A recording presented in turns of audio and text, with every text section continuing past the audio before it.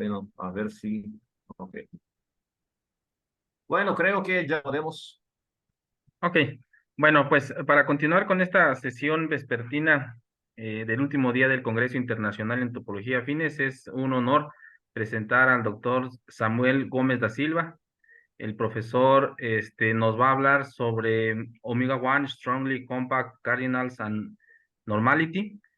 Déjenme comentarles que el profesor Samuel tiene doctorado en Ciencias Matemáticas por la Universidad de San Paulo y actualmente es profesor de la Universidad Federal de Bahía en Brasil. Profesor, sin más preámbulo, le cedo los micrófonos. You can start. Muy bien. Gracias, Javier. Bueno, como estaba comentando, yo hablo castellano, pero de matemáticas no estoy acostumbrado a hablar en castellano, entonces voy a hacer la presentación en inglés. So this is a work I've realized with my collaborator Bagaria from Barcelona. We worked specifically with this large cardinal notion, the omega one strongly compact cardinals, in a number of issues related to normality, the T4 property, so to say, that is these joint closed sets are separated by these joint open sets. Well, in fact, this was already published, that topology and its applications.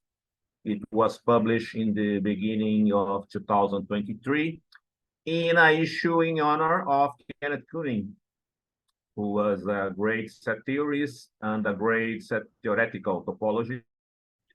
Everybody knows about forcing with his books, so I guess is a name very well known for everybody in the field.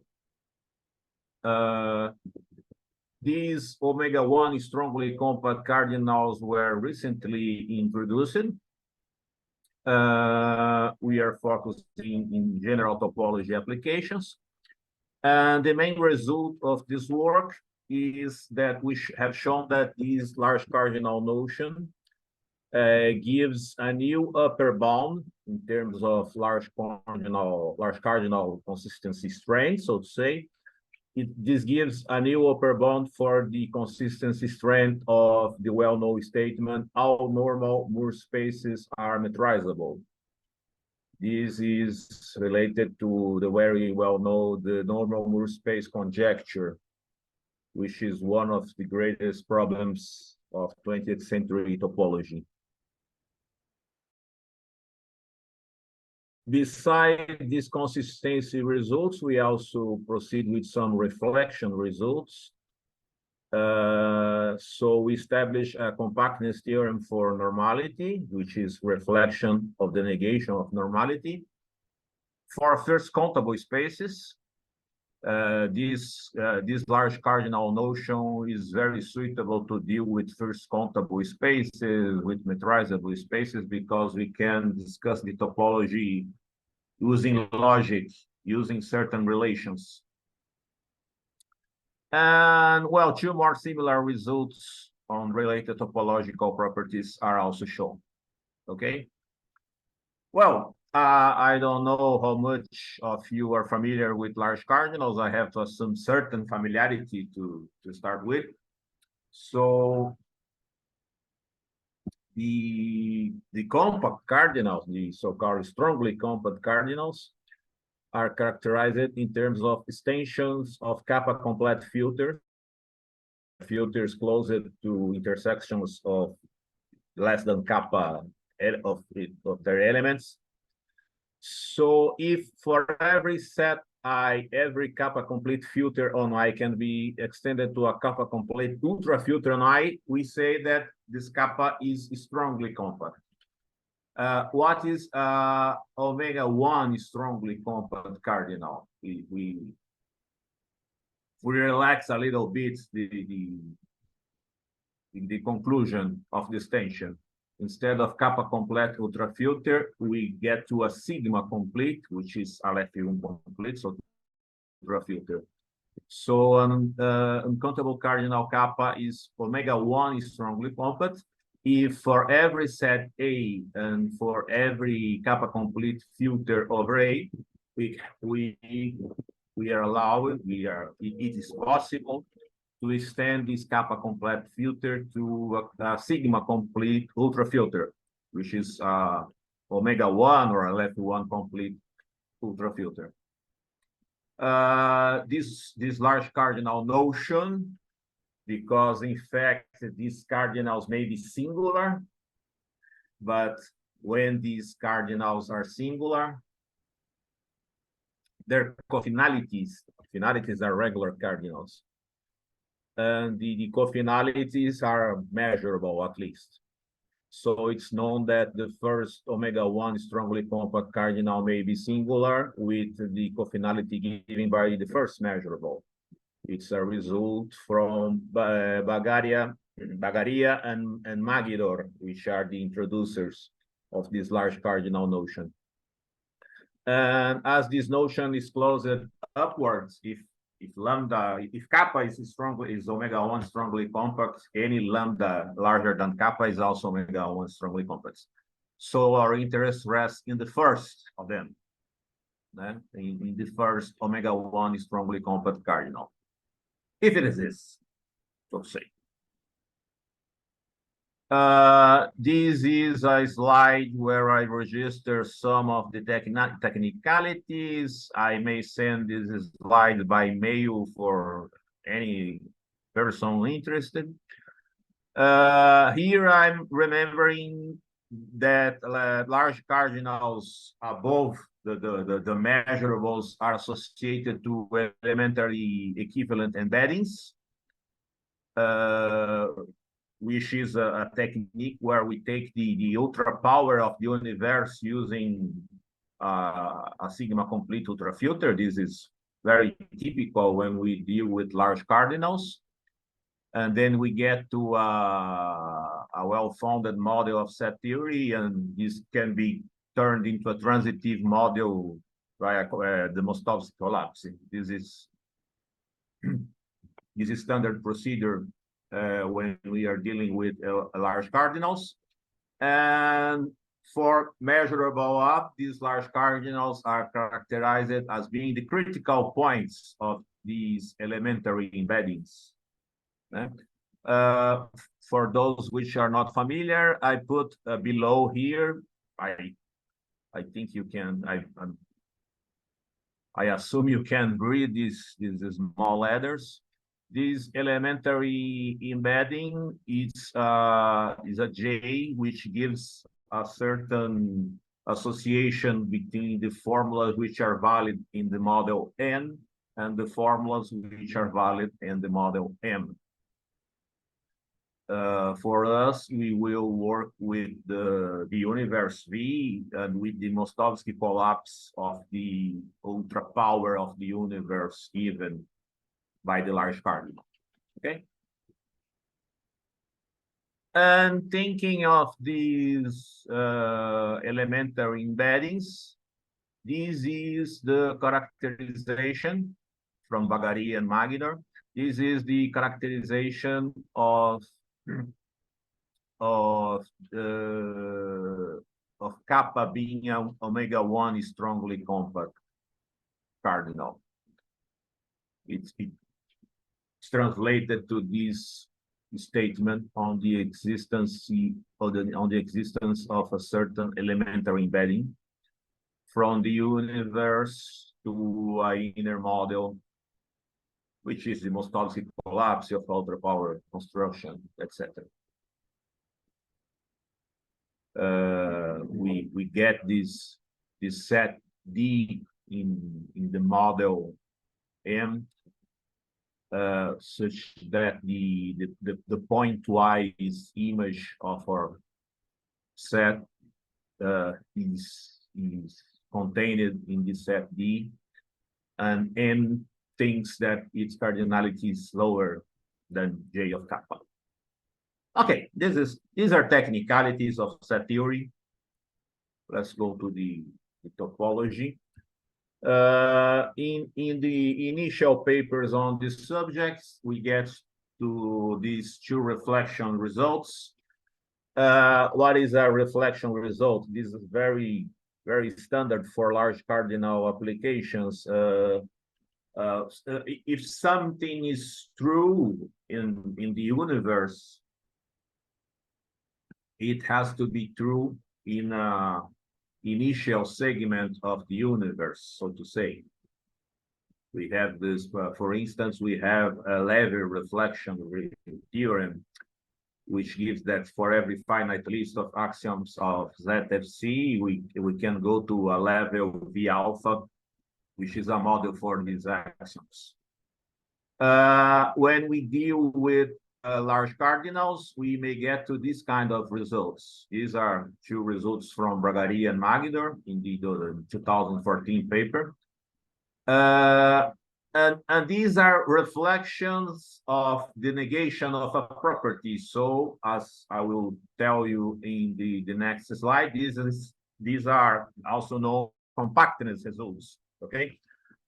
So if you take kappa to be a omega-1 strongly compact cardinal, then we have a certain control of the possible mass we can do with first countable spaces, in the sense that for every first countable non-metrizable topological space, it has to be a subspace of size less than this first, so to say, omega-1 strongly compact cardinal, which is also non-metrizable.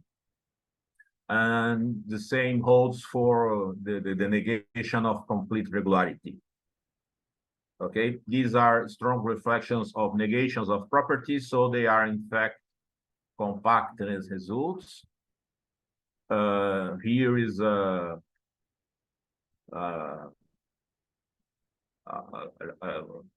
slide for basic information on these reflection and compactness results. I got this from a presentation of Magidor himself in an event in 2018, which was the anniversary, the 60th anniversary of Bragaria.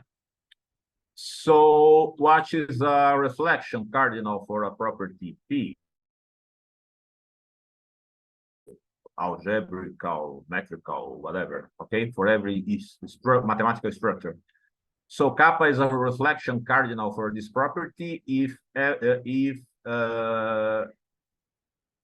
for every structure of cardinality kappa which satisfies P, it has to be a substructure of cardinality less than kappa also satisfying P.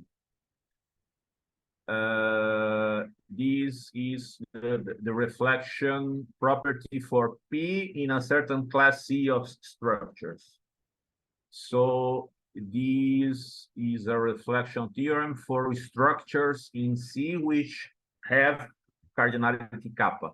We have strong reflection when we may drop the restrictions on the cardinality. So kappa is a strong reflection for a property P in a certain class C of structures if every structure in this class, regardless of its cardinality, if this structure satisfies the property, it has to be a substructure of cardinality less than kappa, which also satisfies the property. Okay. So these are reflections. When we reflect negations of property, we get to compactness results. Let's go directly to the strongly compact statement, which is the statement that will appear here in this work. A cardinal kappa is a strongly compact cardinal for a certain property for structures in a certain class.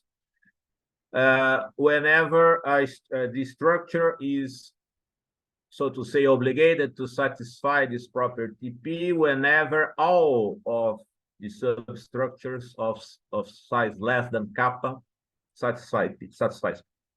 Okay, so these are how we may translate these reflection results on negation of properties as compactness results. So the first omega-1 strongly compact cardinal is a strong compact cardinal for metrizability in the class of first countable spaces. A first countable space will be metrizable if all of the subspaces of size less than this first omega-1 strongly compact cardinal are metrizable, okay? And it's interesting, I have already familiarity with Bagaria. I knew Bagaria by correspondence, emails, because of a young Greek mathematician I received in Bahia to a postdoc. And then I made the MathSciNet review of this paper, and it caught my attention. So after that, we started this in 2015. We started with this research program to tackle one of the biggest problems of topology in the 20th century. It's nice to have this result. So the main result of the paper is lowering the upper bound of the consistency strength of the normal Moore space conjecture, so to say. And we have made this by introducing a new measure theory also related to large cardinals. So let me present here what I'm talking about. This NMSC conjecture is the conjecture that all normal Moore spaces are metrizable. A Moore space is a regular space which has a family of open covers. I will not get into the details, but these open covers have properties that the families of all open balls of same radio have in a metric space. So if I this one to be metrizable, it has to be these developments, which are families of open covers with certain properties. So these developments are naturally related to metrization theorems.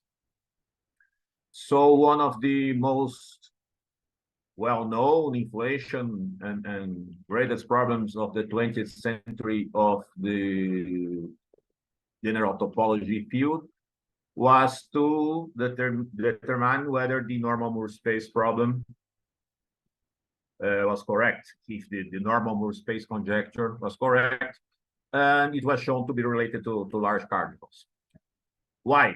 Because we have the solution using the product measure extension axiom, which it's axiom in measure theory, so to say.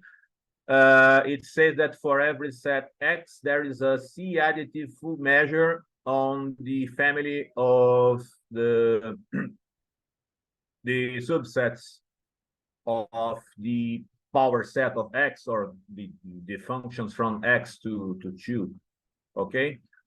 And the C additive full measure stands the usual product measure. And of course, it suffices to ensure the existence of some standing full measure on the 2 to the kappa to arbitrarily large kappa.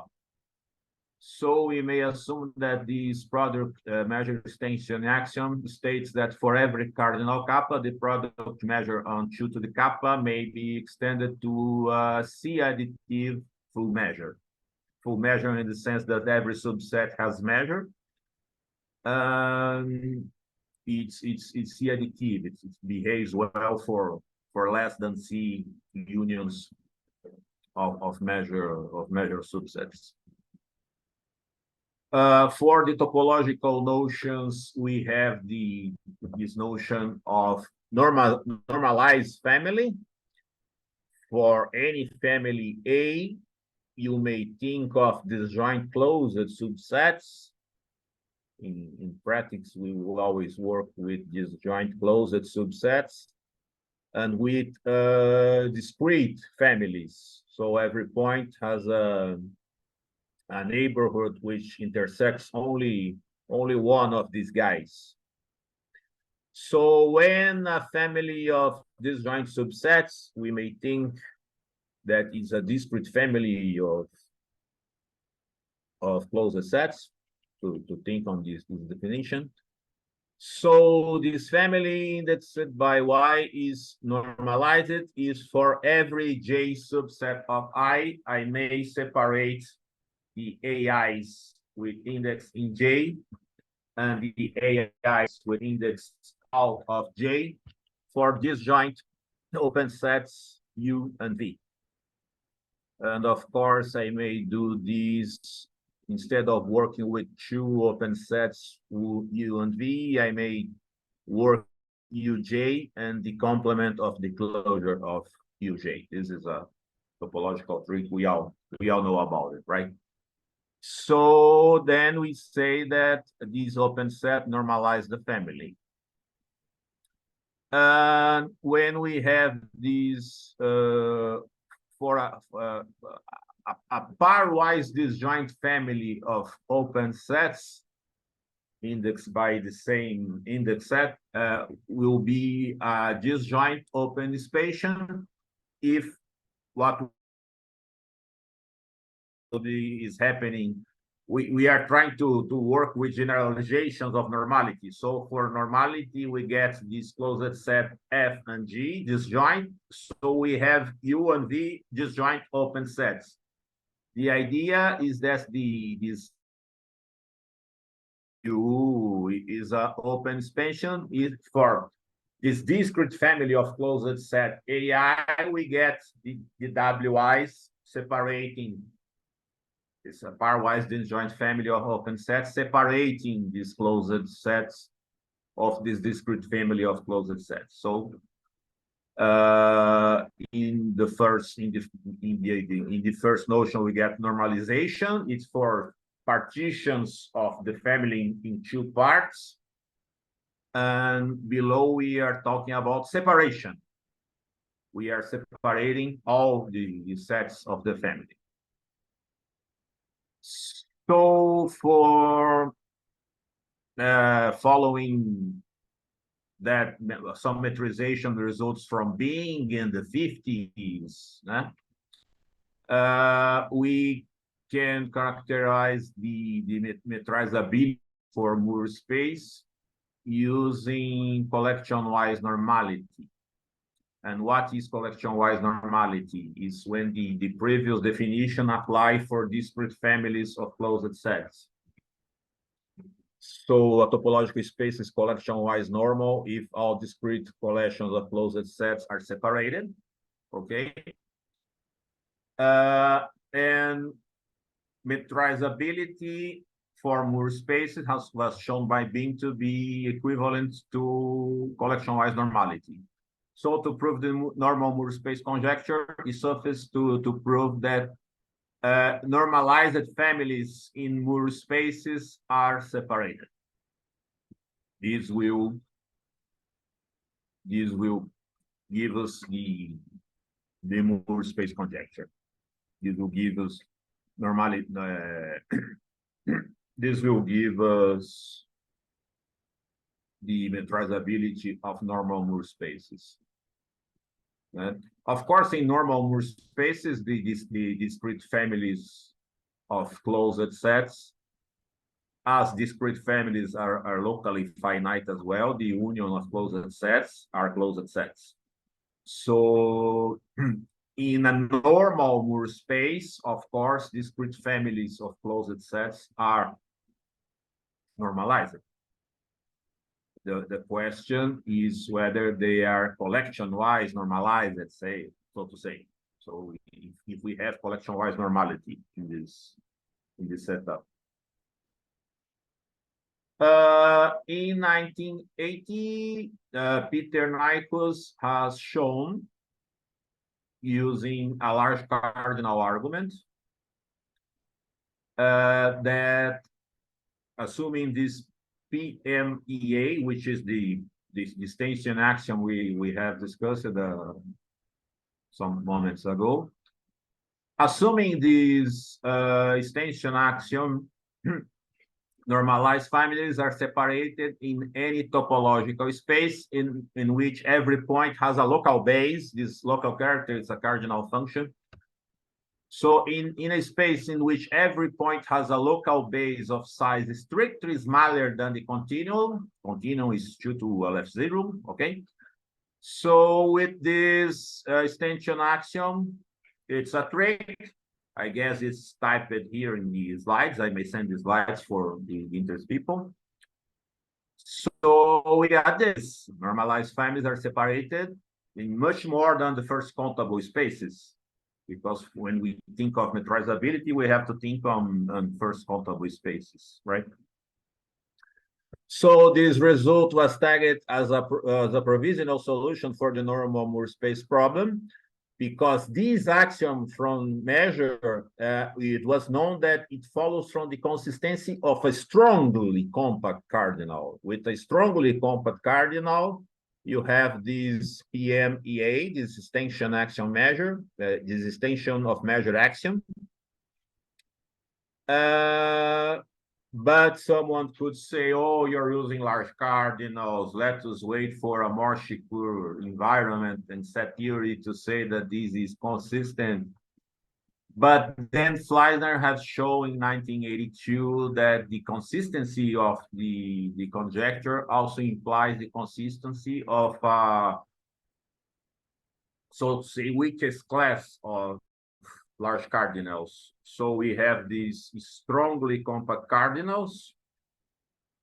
The consistency of the existence of strongly compact cardinals imply the normal Moore space conjecture, that all normal Moore spaces are metrizable. But if you say that every normal Moore spaces are metrizable, then there is a measurable cardinal. So we get the sandwich of consistency strengths, so to say, and we have sandwiched the consistency of the normal Moore space conjecture between two large cardinal notions. This, from the set theoretical point of view, is pretty interesting. More interesting than that, only if you get the equiconsistency. That's some of the problems we have left to discuss, me and my collaborator Bagaria. So because of the sandwich of consistency strength, there is no way to discussing this conjecture without dealing with large cardinals. We are in the presence of large cardinals. They will not leave the room. There is no way to discuss this without large cardinals. So what we have done, we have made the sandwich a little more narrow, because we show that you don't need a strongly compact cardinal to get the consistency of the normal Moore space conjecture. We may take a omega-1 strongly compact cardinal. So we have this lowering of the upper bound of the consistency strength of this conjecture. And how we have done this? The extension axiom that Nikos has used, if we would turn a little number of slides here, you may say that Nikos' argument was made for topological spaces in which every point has a local base of size less than continuum. So you could think, and if we only require that every point has a countable local base. So we to adapt Nikos' argument using measure to work with spaces, with first countable spaces, right? So for first countable spaces, it's sufficient to consider this weakening of the axiom. This is the axiom we have introduced. It's this PMEA sigma, because we don't ask for a C additive full measure. A F1 additive, which is sigma additive, is enough for us in this notion. So the measure axiom PMEA sigma is that for every cardinal kappa, the product measure on 2 to the kappa extend to a sigma additive full measure, a countable additive full measure. Okay? And just by adapting Nyquil's argument, we may show that normalized families are separated and first countable spaces under this measure axiom. When we apply these results to first countable normal spaces and discrete families of course, disjoint closed sets, we get to collection-wise normality, and with collection-wise normality, we have metrizability for more spaces. So this is a part of our main results to see that this weakening of this tension measure axiom is enough for what we want. We want to work with first countable spaces. Okay. So I have typed in here the proof. We may get back to this part in the question sessions. I guess it's better to proceed. But here is the proof. I may send the slides for anyone who is interested in this. It's interesting because we have this 7/8 appearing in pretty advanced set theory paper, right? Yes, we used this 7/8 fraction. That's nice, huh? Well, this is also a pretty technical part of the work. This is how we pull back certain measures in our forcing argument.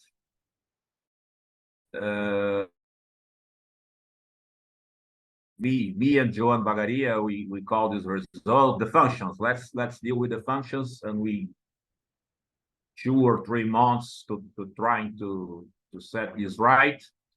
It's a pretty technical result. We given omega-1 strongly compact cardinal, we always may think that this is the first omega-1 strongly compact cardinal.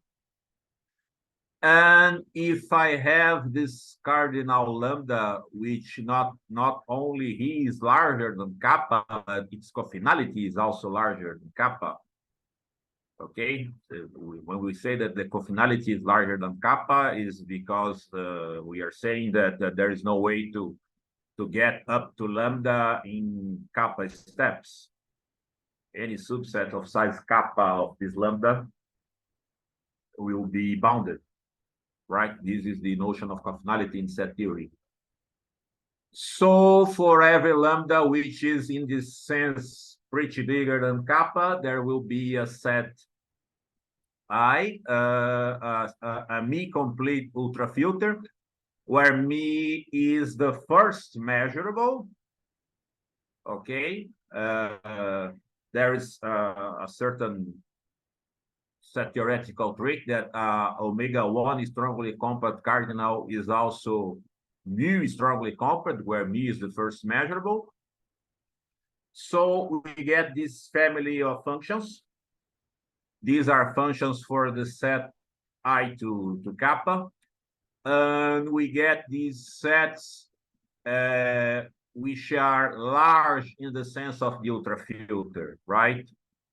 When we have an ultrafilter, we may think of the ultrafilter as a complete measure, a complete two-valued measure, right? Because we'll have ultrafilter for every subset, either he is in the ultrafilter or its complement is in the ultrafilter. That's the characterization of ultrafilters.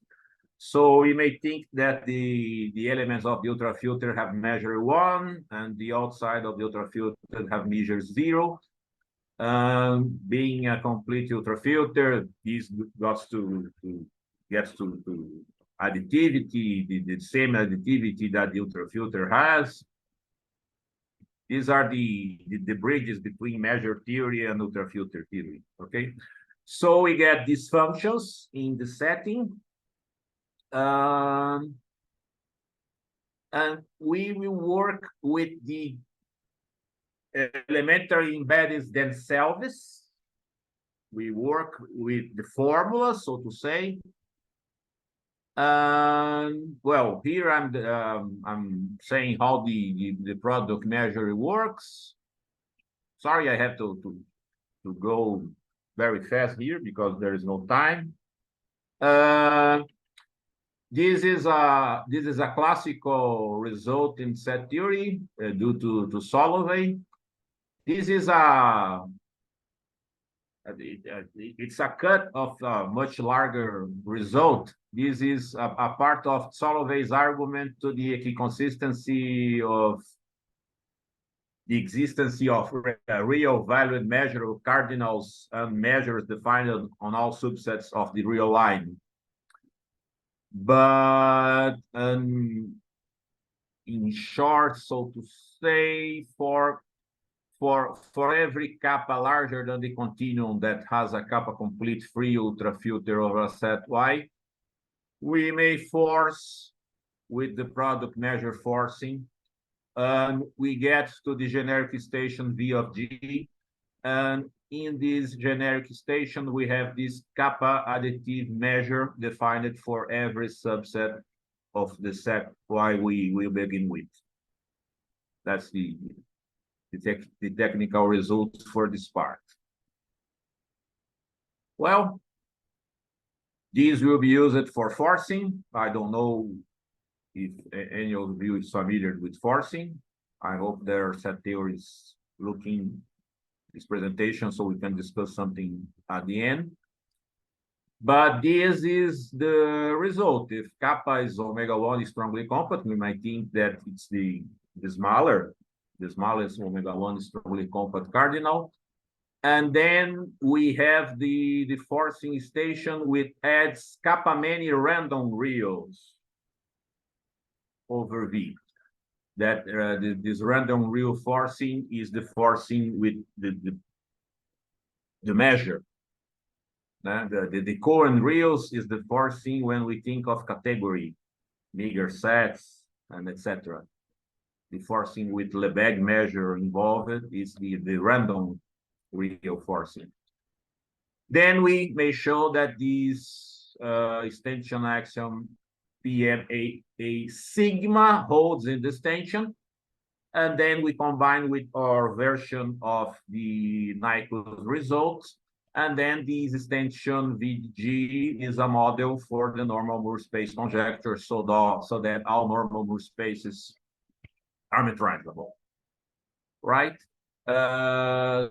So how is the proof? It's forcing, it's naturally complicated. We add this large amount of real numbers so that we have this large kappa complete filter, in this case me complete ultra filter, where me is the first measurable. Then we use that functions that we have created working with the elementary embeddings, and we get the generic function G. This is small g, which is the intersection of the generic filter.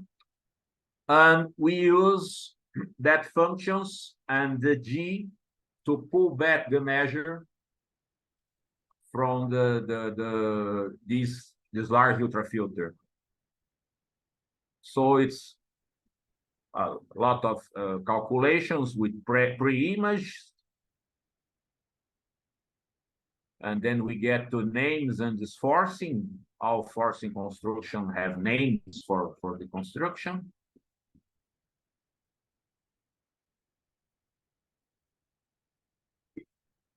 This is a part of the work which is but a little hard to write because these are Kuehne arguments that were never printed because he never wrote in paper. In the beginning of the 70s, the time where people have no email, no social media, no cell phones, no smartphones, so preprints circulated between people, right? So there was this preprint of Kuehne where he has shown that with strongly compact cardinals, he got to the PMEA axiom.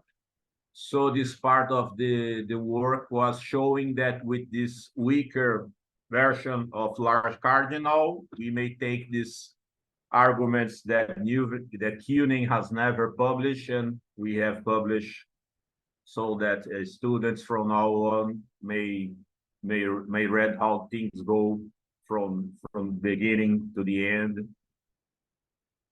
And that's it. That's the construction of the forcing argument. Well, just to end, I have a few minutes. There is a characterization of which formulas these omega-1 strongly compact cardinals reflect. We may say precisely in a second order language, we have this capital Y are relational variables of second order, and the small y's are first order variables. So we have this notion of reflection of a formula, which is when a structure A satisfies this formula phi, we'll say that there's a substructure reflecting when we get the intersection with B of the universe A of A, so we restrict all relations to B, and we have the satisfaction of these restricted formulas to the substructure. That's the reflection of a formula in its purest form, so to say. So this is the way that Bagari and Magidor have characterized the reflection using omega-1 strongly compact. I guess that the only thing you have to look is that formula in the first line inside of this square. That is for all x second order, a sequence of second order variables. There is this small x sequence of first order variables. And then we get to this psi, which is quantifier free, right? So we have a countable sequence of relations of second order and a countable sequence of relations of first order. So anything in mathematics that you may get to a formula with this feature is reflected by omega with compact cardinals. It's if and only if result, right? So we introduce the topology of first order notion, so we would need more than second order, but we have this trick. We may characterize the topology in first countable spaces using a countable sequence of relations. We fix a countable local base for every point x, so that for every points x and y, we say that x and y are related by the relation indexed by n, if y is in the end open set of the countable local base of x. It's this sympathetic formula below the slides, in the low part of the slides. So with this, we may state a number of formulas of topological notions.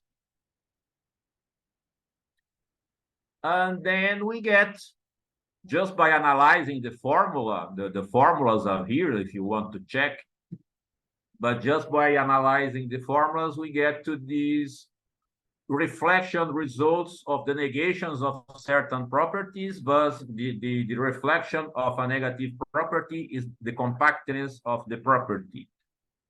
So here we have a kind of template of the second part of the paper. In the second part of the paper, we have proved a reflection theorem on the negation of a certain property. And then we stated the compactness result as a corollary. So just to give an example, we have shown that if kappa 0 is the first omega-1 strongly compact cardinal, then just by analyzing the formula, which say that a space is not normal, it's just this. How can we say in this language that a space is not normal? This is the formula. We look at the formula, and then we get to a reflection characterization, which says precisely about that formula. So if kappa 0 is the first omega-1 strongly compact cardinal, you may think of a very, very, very big first countable space.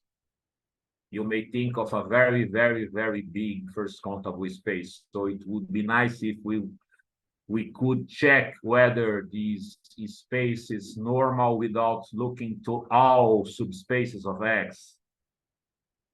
Well, we have this compactness results. It suffices to check the subspaces of size less than kappa 0.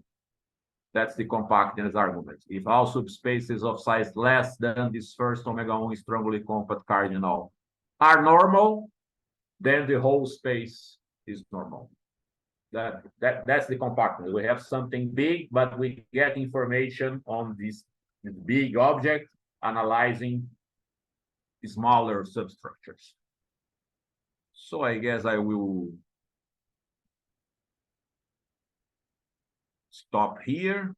There are also other properties in this first theorem was normality itself. Here is countable paracompactness. There is something a little more complicated for this third theorem. The result was done with random real forcing. At the very end of the work, we have shown that it's also possible to proceed with the same argument with random real, with Cohen real forcing. So the same consistency result may be obtained by adding Cohen reals instead of random reals. Okay? So everyone is invited to the university, to the Federal University of Bahia in Salvador, Brazil. We have this group of logic, sets, and topology. The Brazilian Conference on Topology will be held in Salvador next year. Thank you very much. Thanks, Professor. Thanks for the presentation and thanks for the invitation. And now, is there a question for Professor Samuel? ¿Hay alguna pregunta para el profesor? Sí, pregunta creo que puede ser en castellano, ¿eh? Creo que...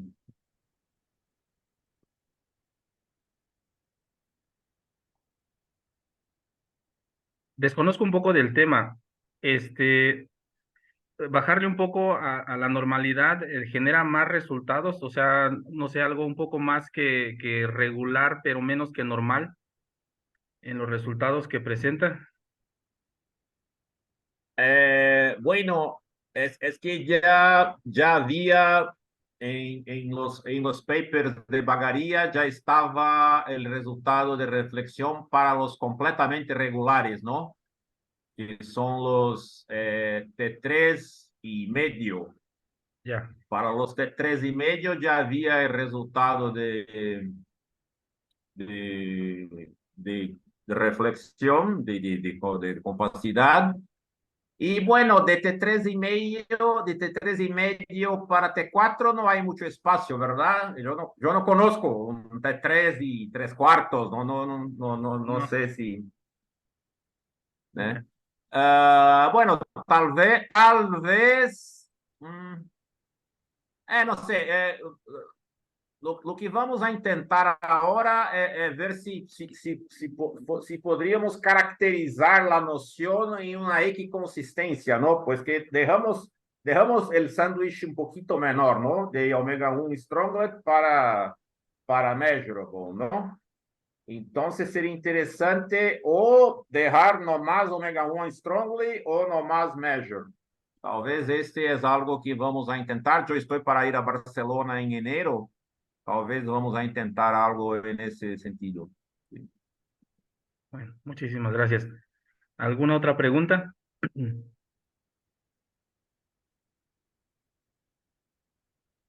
Parece que no.